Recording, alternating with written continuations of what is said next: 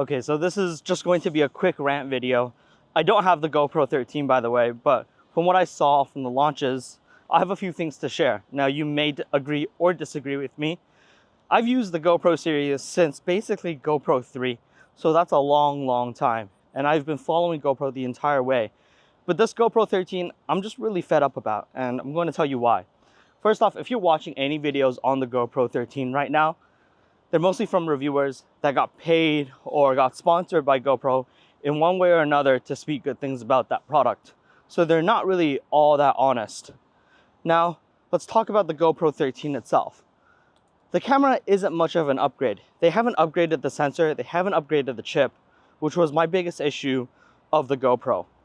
It constantly crashes, at least the last GoPro that I used. It's slow, the screen isn't fluid. And the sensor size, it's not comparable to Insta360's Ace Pro.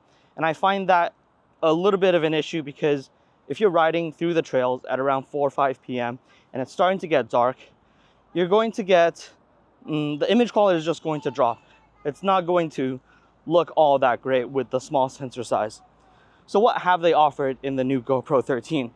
Well, it seems like they're more of an accessories company now. Every lens is $100.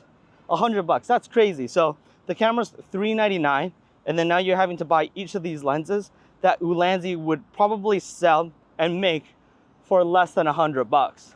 So they haven't upgraded the camera itself. They've just become an accessory company, and I don't know what the point of that is. Really, they should be focusing on the camera.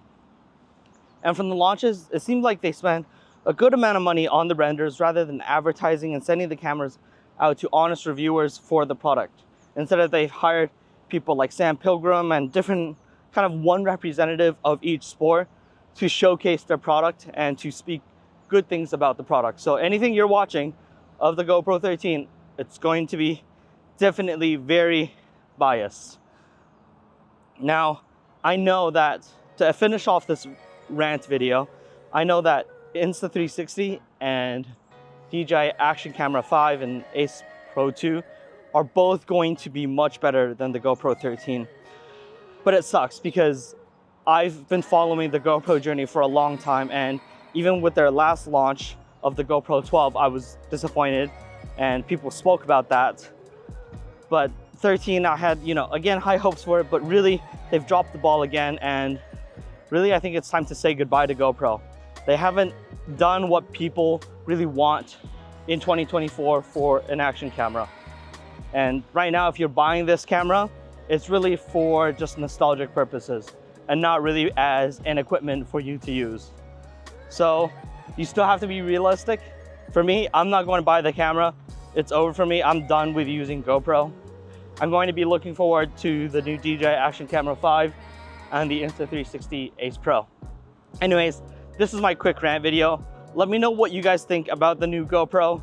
I don't usually make videos like this where I rant about a company, but I'm definitely just disappointed with GoPro in this aspect where they haven't upgraded the camera, and I really had high hopes for it, for me to go back to using GoPro again, but it seems like that's just not going to happen for this company.